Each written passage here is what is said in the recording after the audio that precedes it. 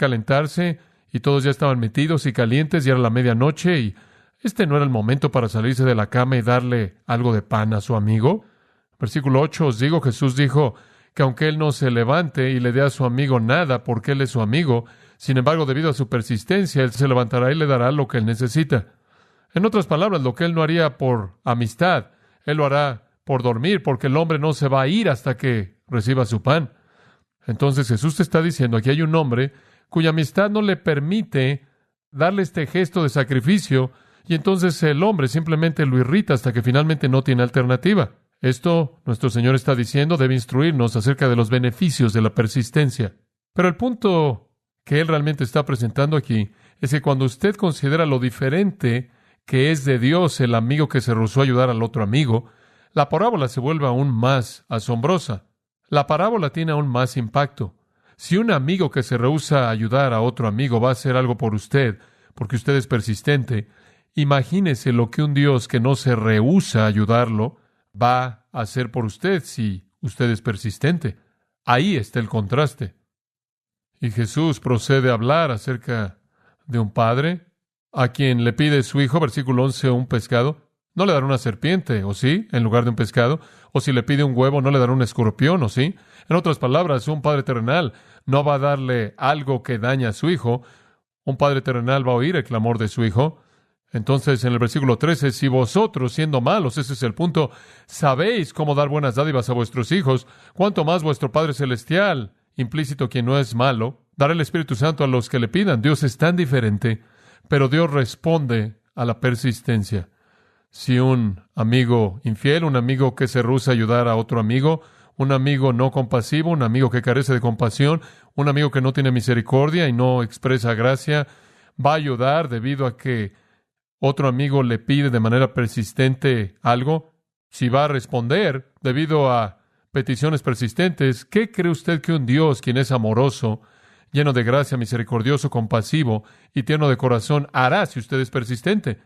El orar sin cesar mueve la mano de Dios. Entonces, primero Él les dijo qué decir y después Jesús les dijo, ahora quiero recordarles que lo sigan diciendo, decirlo con persistencia, porque Dios, quien es bueno, oirá y responderá. En Lucas 18 hay otra parábola que sigue el mismo estilo de contraste. En el versículo 1 de Lucas 18, Jesús de nuevo ha estado enseñando acerca de la oración, y Él les estaba dando una parábola para mostrarles que debían orar en todo tiempo y no desmayar. Si no recibes una respuesta inmediata, si las cosas no son exactamente como quieres que sean, si las cosas no cambian tan rápidamente como tú podrías haber planeado, no desmayes, no te desanimes. Necesitas continuar orando. Necesitas orar en todo tiempo, incesantemente, continuamente, sin cesar. Y después, para ilustrar esto, él dice, había en cierta ciudad un juez que no temía ni a Dios ni respetaba a los hombres. Ahora usted tiene que entender cómo es que llegó a ser juez, pero llegó a ser juez. Y había una viuda en esa ciudad, por lo menos en esta historia, y ella continuaba acudiendo a él, este juez, repetidamente diciéndole, dame protección legal de mi adversario. Aparentemente alguien estaba haciendo todo lo que era posible por quitarle su sustento mínimo en la vida, y ella estaba rogando por justicia en la corte de este juez. Y por un tiempo, versículo 4 dice, él no quería, pero después él se dijo a sí mismo, aunque no temo a Dios, ni respeto al hombre, sin embargo, debido a que esta viuda me molesta, le daré protección legal, no sea que por venir a mí continuamente me agote la paciencia. Esta mujer es un dolor. Lo que no hago por amor a Dios y lo que no hago por amor a la humanidad, lo voy a hacer por estar en paz. Él está diciendo, ya no puedo soportar esta molestia continua. Y después, versículo 6, y el Señor dijo, oíd lo que el juez injusto dijo. ¿Acaso Dios no traerá justicia para sus elegidos que claman a Él día y noche? ¿Se tardará en responderles? Os digo que Él traerá justicia para ellos rápidamente. Como puede ver, Dios es diferente que un juez injusto. Dios es diferente de un amigo que se rehúsa a ayudar a otro amigo. Pero si un amigo que se rehúsa a ayudar a otro amigo y un juez injusto van a hacer lo que se les pide debido al ruego continuo, entonces ciertamente un Dios compasivo, amoroso, lleno de gracia, amable, tierno de corazón, hará más. Ese es su punto. Y entonces Jesús está diciendo, de hecho, oren así. Oren persistentemente, oren constantemente, oren en todo tiempo. No se rindan, no se desanimen, sigan tocando, sigan pidiendo, sigan buscando. Y Jehová, su Dios, bueno, compasivo, fiel, amoroso, lleno de gracia, misericordioso, oirá y responderá. Ahora, algunos han imaginado que parábolas como estas contradicen otras cosas que Jesús enseñó. Por ejemplo, allá atrás en Mateo capítulo 6, Él dijo algo. A primera vista, en la superficie, podría parecer contradictorio y necesita ser entendido. En Mateo 6, versículo 7, Jesús dijo, y cuando oréis, no hagáis repeticiones vanas como los gentiles, porque creen que por sus muchas palabras serán oídos. Por lo tanto, no sean como ellos, porque vuestro Padre sabe de qué cosas tenéis necesidad antes de que le pidáis. Dice usted, ¿acaso esto no es contradictorio? ¿Acaso Él no está diciendo que no repitamos nuestras oraciones? No, Él está diciendo, no, repitan de manera vana. Esa es la palabra clave. ¿Qué quieres decir con repeticiones vanas? Bueno, el tipo de oraciones que los paganos oran. Suponen que serán oídos por sus muchas palabras. En otras palabras, no es que la deidad se preocupa por su corazón, no es que el Dios entiende la compasión, la pasión, el dolor, el anhelo, el deseo del corazón.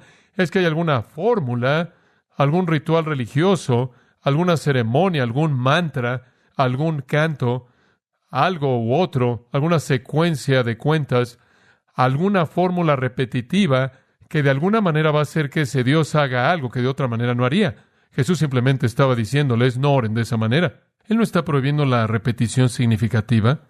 Él no está prohibiendo el ruego del corazón. Lo que Él está prohibiendo es el ritual vacío, el balbuceo sin pensar que fluye solo de la boca. Y supone que Dios responderá debido a las palabras en lugar del corazón. Entonces, cuando Pablo dice orad sin cesar, él no está en desacuerdo con Jesús. Él simplemente está apoyando el principio enseñado en Lucas 11 y Lucas 18 de que la oración debe ser incesante. No somos oídos simplemente por nuestras muchas palabras, sino que somos oídos por el clamor de nuestro corazón. El hombre que vino a la casa de su amigo y necesitaba pan, no oró una fórmula de oración de ritual, él rogó por algo que necesitaba.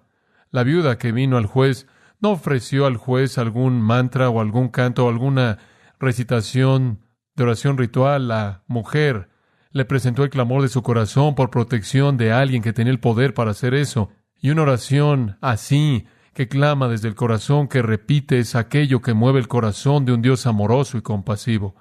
De hecho, inclusive podemos comenzar a entender el orar sin cesar al ver la vida de nuestro Señor mismo, debido a que Él hizo eso.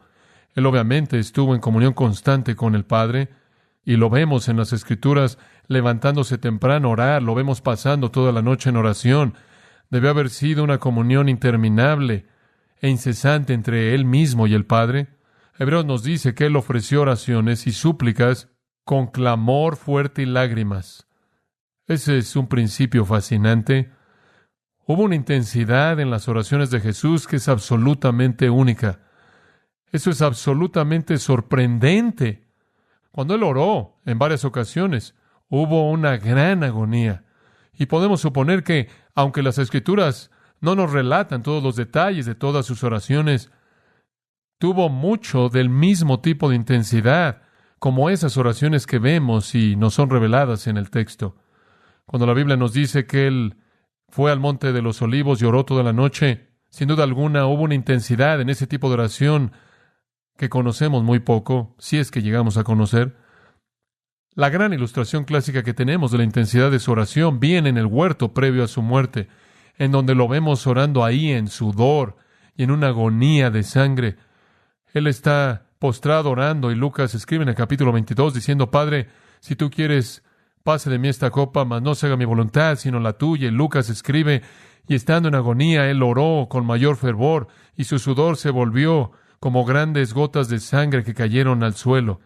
Hay un tipo de experiencia agonizante intensa aquí que hace que el Señor Jesucristo sude y después comienza a sangrar en ese mismo ambiente de oración. Eso me impacta. También me impacta que en Mateo capítulo 26, versículos 38 al 46, nos dice que Jesús repitió el proceso de su ruego en el huerto durante 3 veces consecutivas. Esta fue una experiencia de oración prolongada. De hecho, sabemos que fue prolongada por tanto tiempo que los discípulos se quedaron dormidos en varias ocasiones. Y entonces En esta agonía prolongada de oración, podemos tener una idea de la vida de nuestro Señor Jesucristo, que es excepcional. Permítame decirle lo que quiero decir con eso. El Señor Jesucristo llevó a cabo muchas obras poderosas cuando estuvo en la tierra. En ninguna de ellas hay ningún esfuerzo aparente de energía.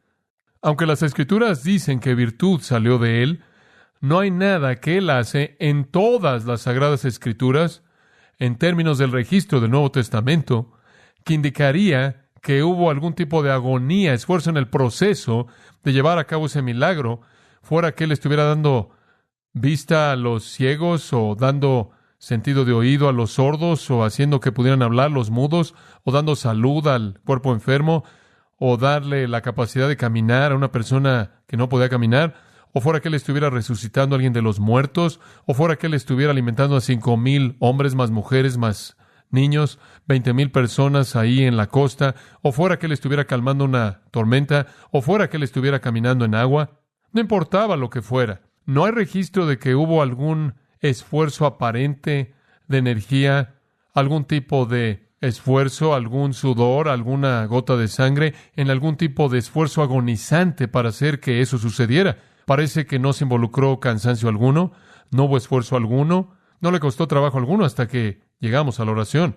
Y cuando Él oró, hubo una agonía, hubo una carga en su corazón, en su ser mismo, que se manifestó en su cuerpo físico. Él oró en una agonía hasta la sangre, un nivel de intensidad que ciertamente habla de la persistencia que Jesús indicó en Lucas 11:18 y que Pablo tenía en mente cuando dijo, orad sin cesar. La primera iglesia se caracterizó por este tipo de oración continua, apasionada, incesante, desde el comienzo.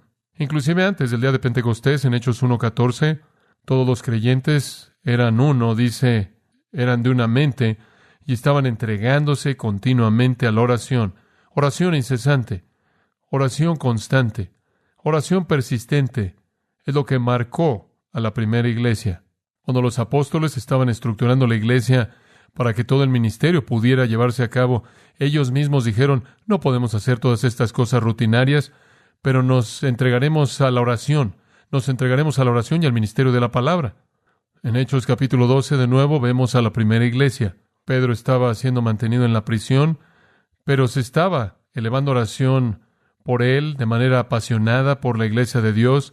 La oración apasionada, incesante, la oración persistente marcó a la primera iglesia. Cuando usted llega a las epístolas, sea que usted esté leyendo Romanos, Efesios, Filipenses, Colosenses, o sea que esté leyendo Primera de Tesalonicenses, usted oye a Pablo exhortando a los creyentes a orar. De hecho, quizás la más significativa de todas esas epístolas es Efesios, al señalar la importancia de la oración.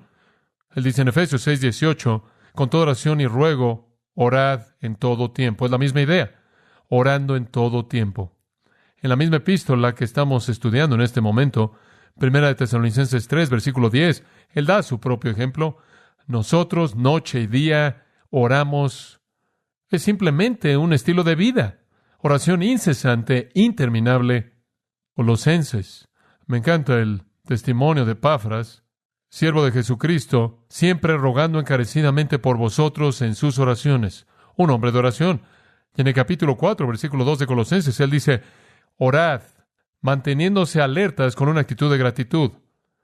La oración incesante, prevaleciente, persistente, insistente, es tan esencial. Quizás Coleridge tuvo razón cuando dijo, la oración es la energía más elevada de la cual el corazón humano es capaz de presentar y el mérito más grande del cristiano sobre la tierra. Pero me temo que si concebimos de la oración como algún tipo de mérito que demanda mucha energía, que es noble y glorioso, la aislamos a algunos cuantos momentos grandiosos en la vida. Es eso, pero también es un tipo de comunión incesante que debe constituir la médula misma de nuestra existencia diaria. Involucra intensidad, esa es la esencia de la oración. Dios es hallado, usted recordará, por aquellos que lo buscan con todo su corazón. Luchar en oración prevalece con Dios. La oración eficaz del hombre justo puede mucho, dijo Santiago. Entonces, mientras que existen todos esos momentos grandes, nobles, de oración agonizante, que demanda mucha energía, la oración también para nosotros es un estilo de vida diario muy, muy evidente. Algunas veces simplemente se vuelve más intenso que otras ocasiones. Orad sin cesar, entonces, es el mandato de Dios para nosotros. La palabra orad aquí es simplemente la palabra general, proseukomai, la palabra más común del Nuevo Testamento para orar. Podrá ser alabanza, podrá ser gratitud, podrá ser confesión, podrá ser petición, podrá ser intercesión, podrá ser sumisión. Es simplemente orar en general. Sin cesar es una palabra que básicamente significa recurrente. No significa hablar continuamente, significa oración recurrente. Como dije, simplemente un estilo de vida. Debemos estar continuamente en oración, continuamente en una actitud de oración. Probablemente ustedes, como yo rara vez me quedo dormido en la noche fuera de estar en medio de una oración. Rara vez me despierto en la oración sin orar.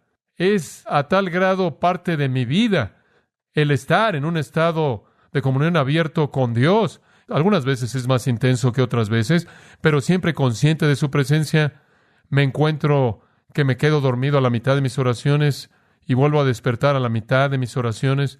Las Escrituras nos dan ejemplos de personas que oraron en la mañana, personas que oraron en la tarde, personas que oraron en la noche, personas que oran 7 veces al día, personas que oran a medianoche, personas que oran toda la noche, personas que oran antes del atardecer, personas que oran por días, personas que oran por semanas, algunas que oraron por mucho tiempo, algunas oraron por poco tiempo, algunas oraron de rodillas, algunas oraron de pie, algunas oraron acostados sobre una cama, algunas oraron postrados en el suelo, algunas oraron con sus manos arriba, algunas oraron con sus manos abajo, algunas oraron con sus manos hacia afuera, algunas oraron con el rostro hacia abajo, algunas oraron con el rostro hacia arriba, etcétera, etcétera. En toda manera, en todo lugar, la oración, orad sin cesar. Ahora, si usted ve nuestro texto una vez más, usted va a ver que es un tipo de compañero del versículo 16. El versículo 16 dice, orad, estad siempre gozosos.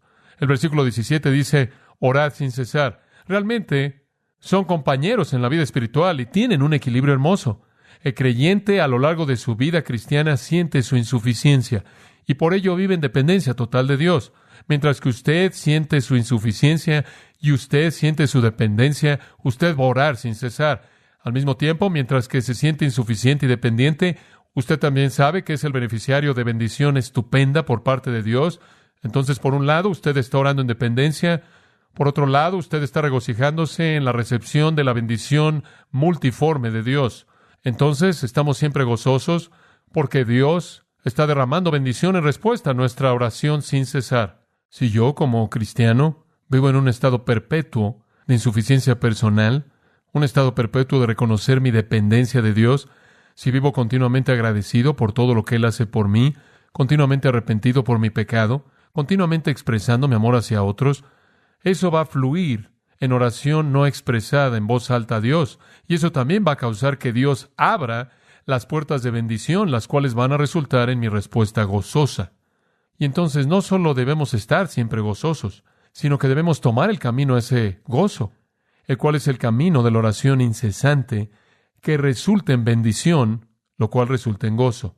Ahora, ¿cómo es que este versículo 17 encaja en el contexto entero aquí? Pablo, conforme cierra esta carta a la iglesia tesalonicense, quiere ayudarles a dirigir a la iglesia en el camino correcto para el futuro. Es una buena iglesia, una gran iglesia, una iglesia noble, una iglesia espiritual, pero él quiere recordarles cómo crecer y ser un rebaño saludable, maduro. Es una iglesia joven, una iglesia bebé, solo tiene unos cuantos meses de haber nacido, y él tiene un plan de crecimiento para ellos. En los versículos 12 y 13, cultivar un rebaño saludable involucró la relación correcta entre pastores y ovejas, y las ovejas y los pastores. En los versículos 14 y 15, cultivar a un rebaño saludable demandó la relación correcta entre las ovejas y las ovejas. Y aquí en el versículo 16 al versículo 22, un rebaño saludable demanda una relación correcta entre las ovejas y el gran pastor. Entonces la iglesia está constituida por esas relaciones. Liderazgo a la congregación, congregación a liderazgo, congregación a congregación, congregación a Dios. Y ninguna iglesia puede elevarse por encima de la vida espiritual de su propia congregación. Entonces su relación con el gran pastor es crucial. Y lo primero que usted necesita hacer es estar siempre gozoso, y lo segundo es estar orando a Él siempre. Así es como usted mantiene esa relación como debe ser.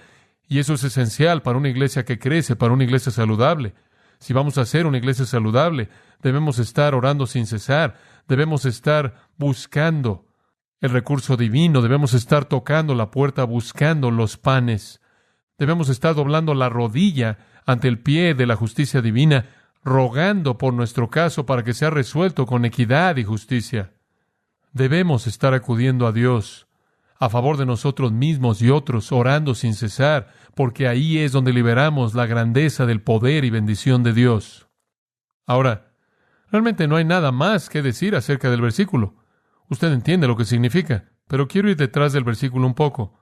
Y quiero darle una pequeña lista de cosas que voy a llamar motivos para orar, porque sé que algo es realidad en su vida, porque es verdad en mi vida. No importa cuánto oro, siempre me siento como que no oro lo suficiente. ¿Se siente usted de esa manera?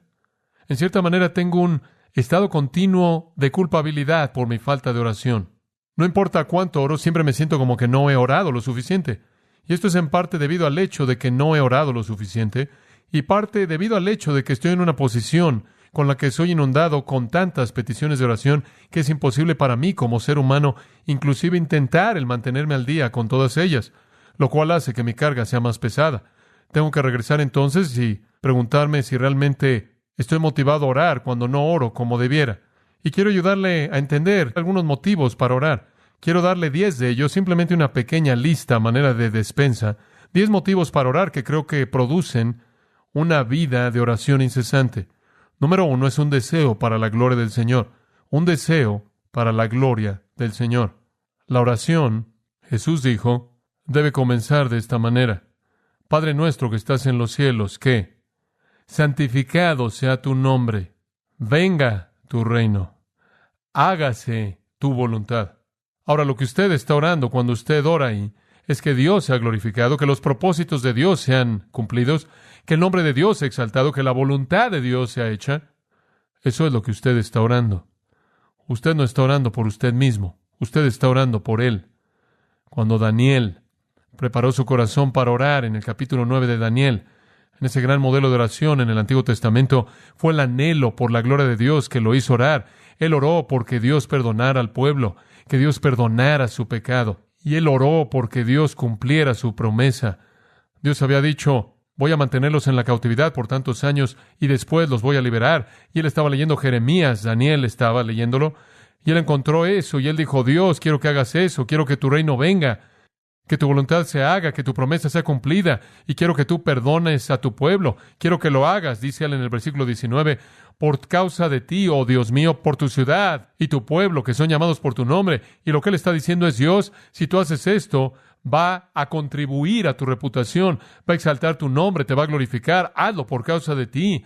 Y yo creo que ese podría ser el motivo supremo de todos los motivos en la oración, el cual es un deseo por la gloria del Señor. Y cuando usted ora porque Jesús sea levantado y que Dios sea exaltado y glorificado, usted lo está haciendo porque esa es una carga en su corazón, porque usted le preocupa. Usted es como David, quien dijo, el celo por tu casa me consume. Los denuestos que están cayendo sobre ti me están lastimando. Y él clamó porque el Señor fuera levantado. Sí, el primer motivo para la oración es un deseo por la gloria de Dios. La gloria del Señor, cuando su corazón anhela porque Dios sea glorificado, usted se va a encontrar orando con ese fin en mente. Usted se va a encontrar a sí mismo en un clamor incesante a Dios, sea exaltado, sea glorificado, sea levantado, cumple tu propósito, edifica tu reino, haz tu voluntad.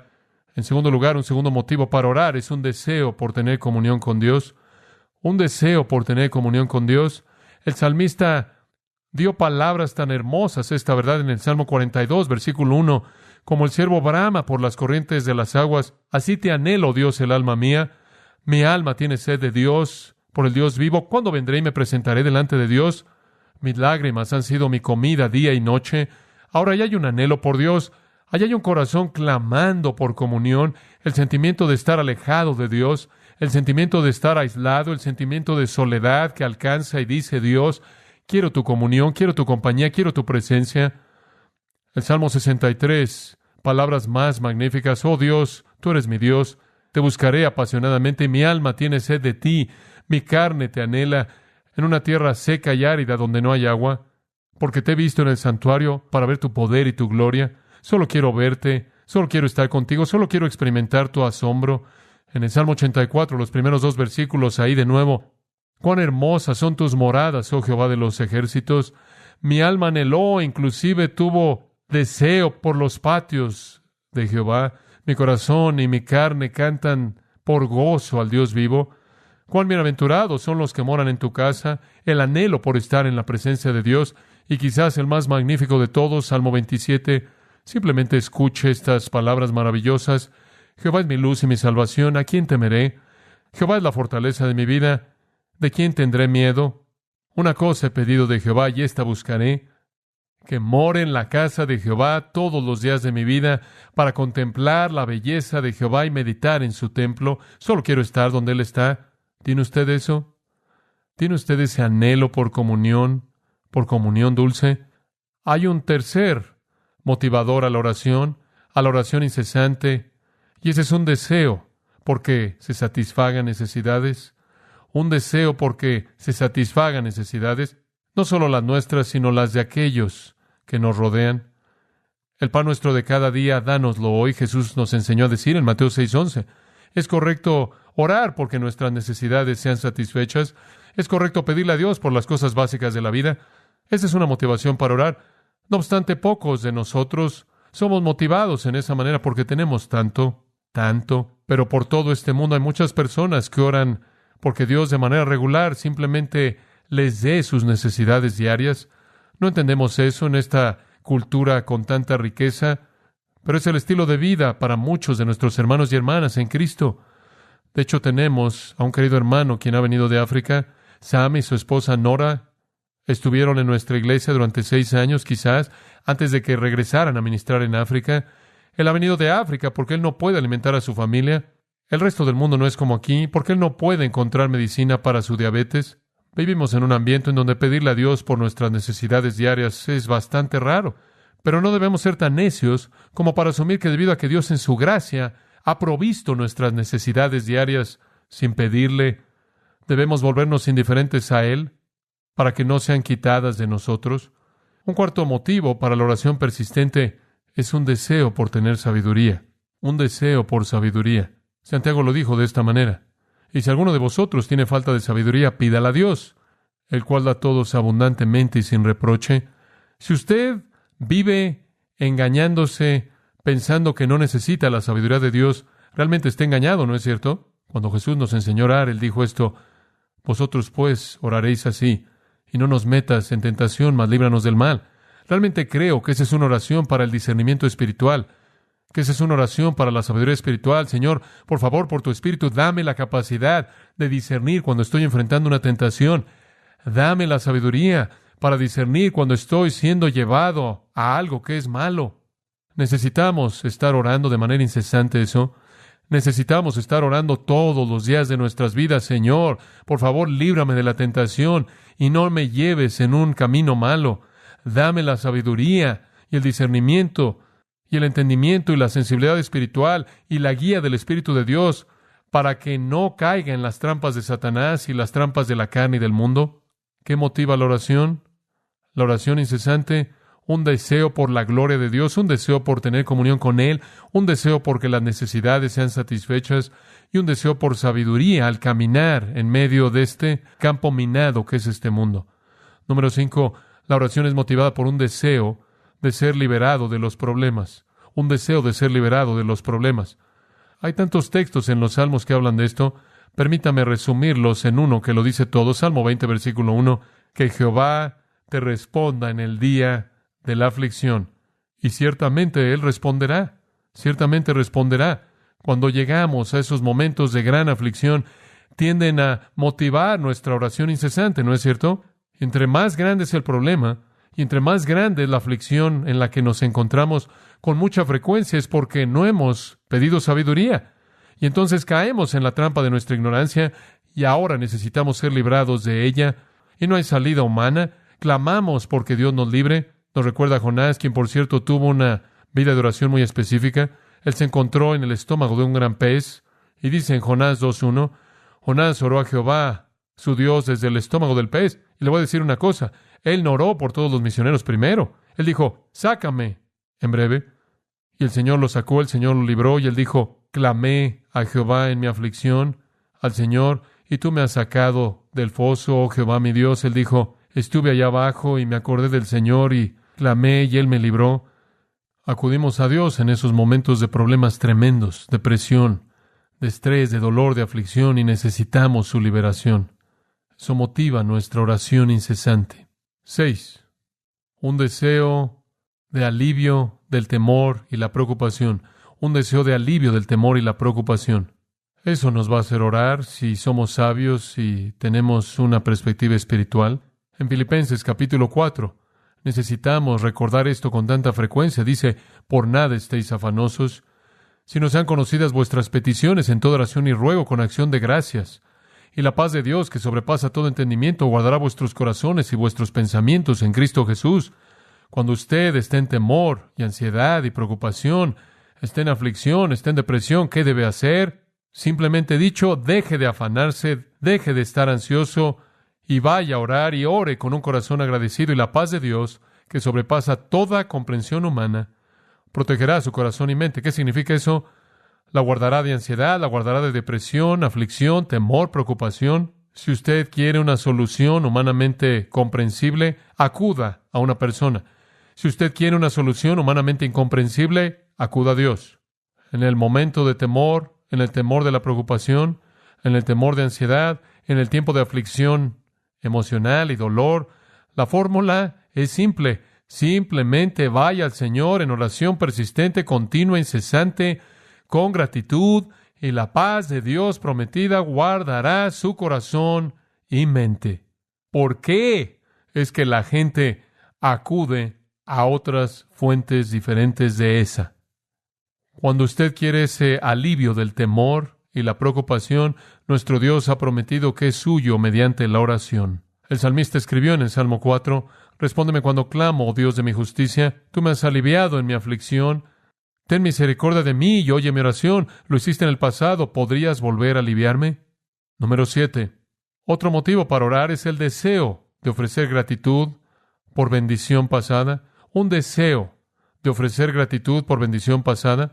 Si usted tiene un corazón agradecido, si usted es una persona agradecida y si usted se acuerda de todo lo que Dios ha hecho en toda su bondad, lo va a hacer orar a usted.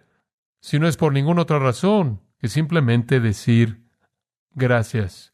En el Salmo 44 leemos, el salmista dice, oh Dios, con nuestros oídos hemos oído, nuestros padres nos han contado la obra que tú hiciste en sus días, en los días de la antigüedad. Tú con tu propia mano sacaste a las naciones, después los plantaste, después tú afligiste a los pueblos, después tú los esparciste, porque por su propia espada no poseyeron la tierra y su propio brazo no los salvó, sino tu diestra y tu brazo y la luz de tu presencia, porque tú los favoreciste. Tú eres mi rey, oh Dios.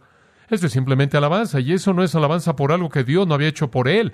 Eso es alabanza por lo que Dios había hecho por otros en el pasado. Aprender a estar agradecido con Dios por todo lo que Él ha hecho a lo largo de la historia redentora. Tener un corazón agradecido por todas las cosas buenas que Dios ha hecho, no solo por usted. El apóstol Pablo escribe en Filipenses y él dice, agradezco a mi Dios acordándome de vosotros. Mi oración siempre es ofrecida con gozo por su participación en el Evangelio desde el primer día hasta ahora. Simplemente no puedo evitar más que orar todo el tiempo agradeciéndole a Dios por lo que Él está haciendo en su vida y lo que Él ha hecho y está haciendo. Si usted realmente está agradecido con Dios por todo lo que Él ha hecho, va a motivarlo a orar una oración de gratitud. Número 8. Aquí hay un motivo muy importante para orar, y ese es un deseo por ser liberado de la culpabilidad del pecado. Un deseo por ser liberado de la culpabilidad del pecado. Ese salmo clásico penitencial, el Salmo 32, habla de esto, y solo le estoy dando escrituras seleccionadas de muchas que podrían ser usadas en estos puntos. Pero escucha el Salmo 32 y escuche esto, comenzando en el versículo 3, simplemente para darle el flujo. Cuando estuve en silencio, David dice, mi cuerpo se desgastó. Tuve enfermedad psicosomática como resultado de la culpabilidad. En mi gemir todo el día y noche, tu mano estuvo sobre mí. Mi vitalidad, mis jugos de la vida se secaron como el calor del verano. Yo era un desastre. Los jugos de la vida tienen que ver con el sistema del flujo sanguíneo, el sistema de la saliva, el sistema nervioso, el cual es conducido por fluido. Todos los jugos de mi vida se secaron. La saliva se secó, el flujo de sangre no estaba bien, por lo tanto, tuve problemas fisiológicos. Mi sistema nervioso era un desastre. tuve una fiebre, estaba gimiendo. En el versículo 5 él dice, después reconocí mi pecado a ti, mi iniquidad no te escondí, dije, confesaré mis transgresiones a Jehová, y tú perdonaste la maldad de mi pecado. Confesé y perdonaste. Después de regreso al principio del Salmo, él dice esto, bienaventurado es el varón cuya transgresión ha sido perdonada y cubierto su pecado. Bienaventurado el varón a quien Jehová no imputa iniquidad y en cuyo espíritu no hay engaño. El engaño se acabó. Usted no está cubriendo el pecado, usted lo ha abierto, usted lo ha confesado, y ahora es perdonado y ahora es bendecido. Sí, la oración incesante, la confesión penitencial, es motivada por un deseo a ser liberado de la culpabilidad del pecado. Número 9. Otro motivo para orar es un deseo por la salvación de los perdidos. Un deseo por la salvación de los perdidos. Usted se verá motivado a la oración persistente cuando usted está preocupado de manera compasiva por la gente perdida. Están por todos lados. Y si usted se preocupa por su salvación, va a haber un compromiso casi incesante con orar conforme se cruzan por su camino y su mente. Escucha Romanos 10:1, hermanos, dice Pablo, el deseo de mi corazón y mi oración a Dios por ellos es por su salvación. Pablo dice, estoy orando por su salvación. No puedo ver a personas no salvas sin orar por su salvación. Timoteo, en 1 Timoteo capítulo 2, es mandado por Pablo. Ahí Pablo le dice que Dios quiere que todos los hombres sean salvos y vengan al conocimiento de la verdad. Y después él dice, ahora quiero que los hombres levanten manos santas, orando siempre. ¿Y por qué están orando? Por la salvación de la gente perdida, por quienes Dios ha provisto una salvación. Un deseo por la salvación de los perdidos motiva la oración. Si usted no ora incesantemente, entonces algo está mal con su compasión por los perdidos.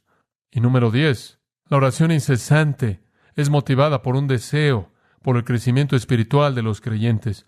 Un deseo por el crecimiento espiritual de los creyentes.